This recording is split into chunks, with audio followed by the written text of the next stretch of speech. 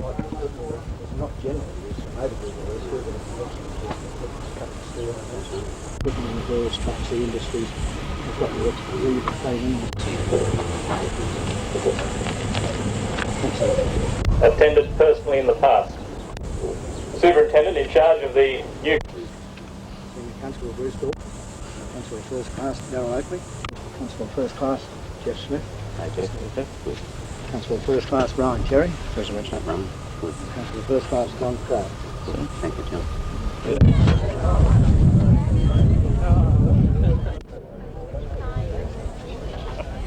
Well, that's a distinct possibility. I'm handing over the third helicopter to the police force on Monday, and of course the policy of my government is that of decentralisation. And of course you're getting this huge headquarters even here in Newcastle, and of course there are difficulties. There's the question of servicing, but there is a distinct possibility as we increase our air wing we'll be locating these types of aircraft right throughout the state.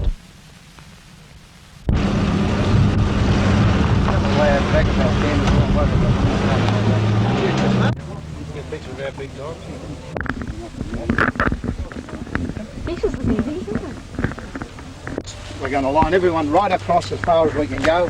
You'll have 4 markers, or faithful dogs as we call them, behind, with one in the centre with a loud hailer. Now we don't want you getting 4 or after the line. Maybe a body, very easy to miss. I want you to look in front once you start to get into this, and look behind.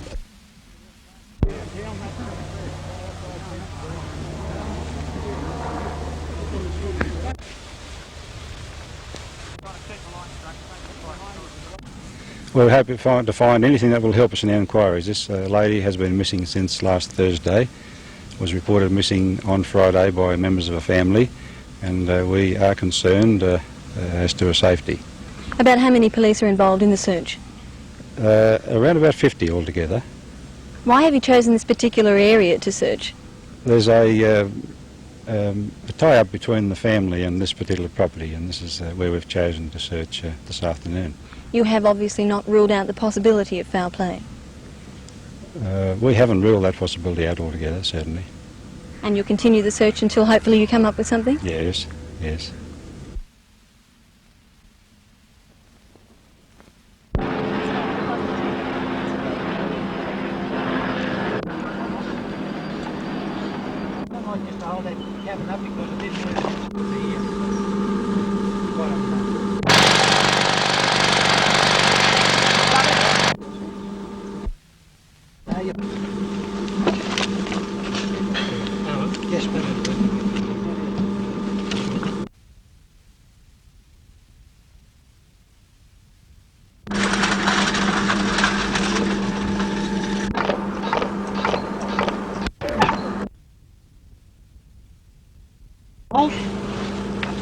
Where's the one, the two I'm addressing now?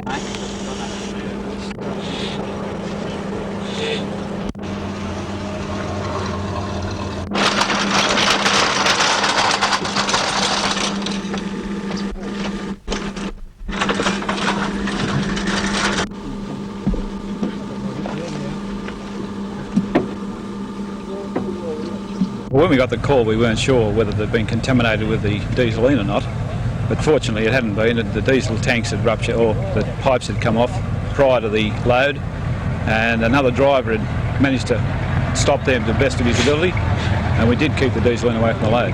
Nitropyr is an explosive used in mines. How lethal is it? It's not an explosive on its own. It's when it's contaminated with fuel oil. It's a substance called ANFO. It's ammonium nitrate and fuel oil. They use it for blasting.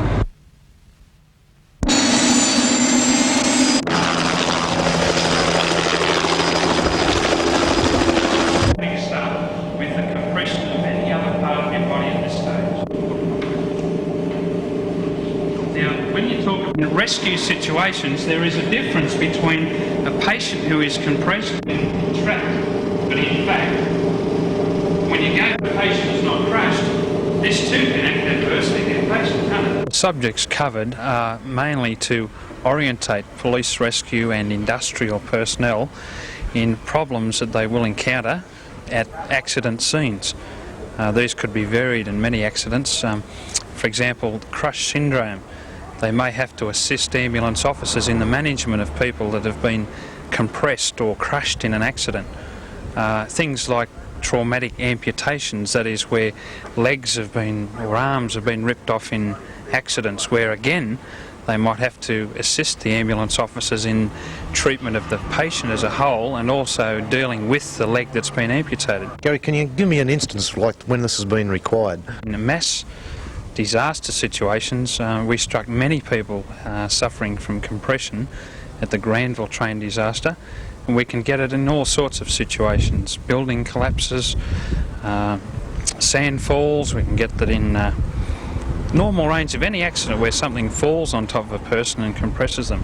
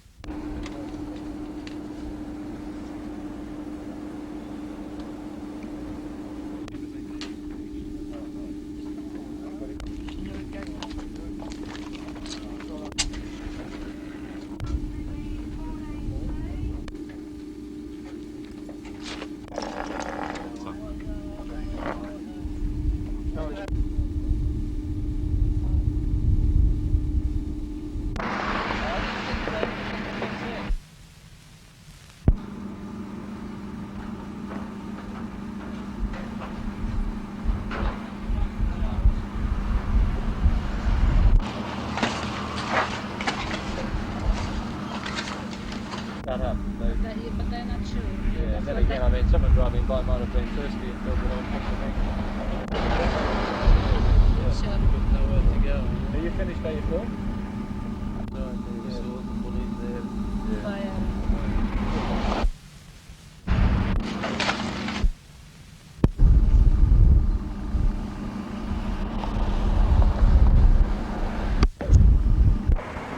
It was about 11 o'clock last night that locals heard an explosion rip apart this main store at Neath, and it was immediately engulfed in flames. Soon afterwards, a young man was seen running from this corner of the building across Main Road and up beside the railway line for half a kilometre before jumping into a light-coloured getaway car.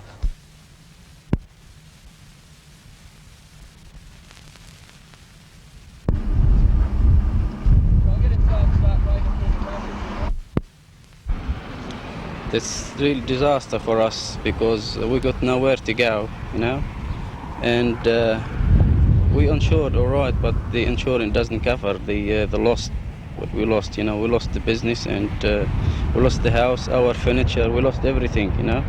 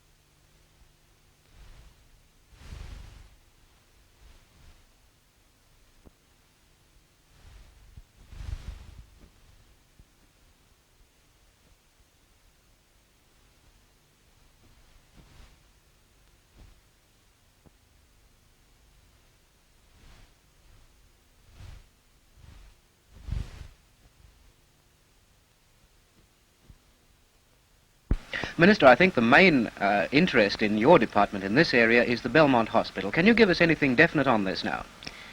Well, it's one of the main interests, of course, and we hope the target date for the full plans is given to me as September, and tenders will be called immediately after that. But I'm beginning suspicious about target dates. I've been let down so often about target dates, but I'm trying to expedite the matter as much as possible.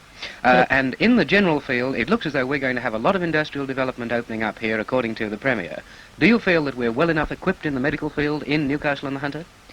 Well, for present needs, yes, but for future needs there is expansion needed, because it's quite obvious that there'll be a second medical school here before very long, associated with the Newcastle University, and the planning at the moment and new works that will be undertaken in various hospitals in this field will tie in with the concept of furnishing clinical material for the new medical school as well. Planning is now going on for the Royal Newcastle Hospital, for the Mater Hospital. In addition to what's being opened at Wallsend tomorrow, there shall also be further planning at the Wallsend Hospital. Dudley Home, for instance, another one, another project. Oh, quite a number of the hospitals in the immediate vicinity. Maitland too, there'll be some further projects there, and also there'll be much more modernising up at Cessnock, and further buildings at Allendale. The villas being erected at Allendale, 3 of them I think will be completed by July, but of course the target date might be upset by weather conditions, but we hope that we'll be able to expand with the increasing provisions being made by other departments for industrial development in this district and area.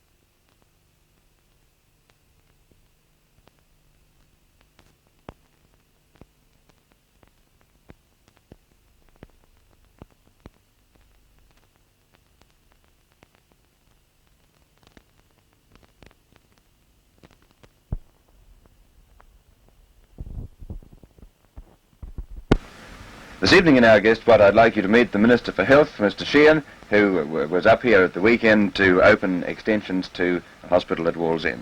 Mr. Sheehan, your department has quite extensive plans for development generally in the Hunter Valley area, I believe. Yes, in the Hunter Valley area and all over New South Wales, as a matter of fact. But in this particular area, the development, of course, must tie in with the concept of a medical school being established in association with the University of Newcastle. And that will be, I think, envisaged in the foreseeable future, and not very far distant, I hope. And all our development here now will tie in with that concept for the use of the various hospital services to provide clinical material for the medical school. What changes are these likely to mean that the general public will see? Well, the general public will see the utilisation of the existing facilities of the hospitals together with the developments that are made necessary by this. In this regard, of course, one's got to have a conception of the general atmosphere that pertains here, and I would imagine that a medical school here, in addition to the ordinary educational program, will also concentrate upon those diseases associated with the particular industries that are carried on here, mining, dust diseases and so forth, and I should imagine that research in that on a university level, which of course will have to cooperate with the hospitals, will be one of the prime developments. In addition to the ordinary clinical program at a university, there'll also be the psychiatric side upon which more emphasis is being placed now than ever before. And in Newcastle there is plenty of clinical material in that aspect. So you find now that we have going ahead at Allendale the extensive additions to the geriatric hospital there, who are mental cases that have been transferred from mental hospitals, and the new villa type of hospital. And very great pressure to begin, and I'm endeavouring to get it underway as quickly as possible. The provision of money on the next financial year's estimates has already been asked for, and the plans, I believe, will be completed in September. I'm given that as the target date. I hope to get them expedited more if I can, but I'm not in charge of the government architect, I might mention. Of course, your department is faced all along with this problem of inadequate finance, isn't it? Well, yes, but up to a point. But last year we seemed to get some finance last year. But of course, when I took over, the finance for capital expenditure in the hospitals was reduced by over £1 million, and it severely handicapped me in the work that I had to do for hospitals in New South Wales. And that was compared with the previous year, 1955-56. And of course, it was kept at that level for a period of 4 years. Greatly handicapped me. But the last 2 years, the financial provision has been more generous. Now, Mr. Sheehan, your department is also going to be administering the new Clean Air Act. What stage have you reached with the business of setting up administration? Well, of course, you know, the Act was passed by Parliament, and then, of course, we had to set up the committee under it, and the scientific advice took a long time to correlate all the industries as to what should be their role in this particular matter, and therefore scientific and engineering investigation took a long time to incorporate in regulations for the purpose of administering this Act properly. The exploratory and educational period has been extended to all people that will be affected by the Act until the 1st of January next. In the meantime, they are asked to go ahead with the necessary machinery to prevent air pollution on any great scale. But one must be very careful about this, lest if too stringent an interpretation is placed upon it, industrial activity might cease and unemployment be created. I was at Pittsburgh in the United States of America, where the emission from certain industries cannot be prevented, but they can be controlled where it will not be a danger to the general community. The health hazard in the Newcastle, in the Sydney and in the Wollongong area, of course, is one that's pretty difficult because of atmospheric conditions and winds and the Great Dividing Range forming a background, and the air is not able to get away to the sea as quickly as possible. But with cooperation between the various local government authorities and the industries concerned. Sanctions, of course, can be introduced later, not merely in the form of penalties by fines, but by refusing licences. And that might be a very serious thing for some business firms if they don't pull their weight and cooperate. Thank you very much. I'm sure they will. Our guest this evening, the State Minister for Health, Mr. Sheehan.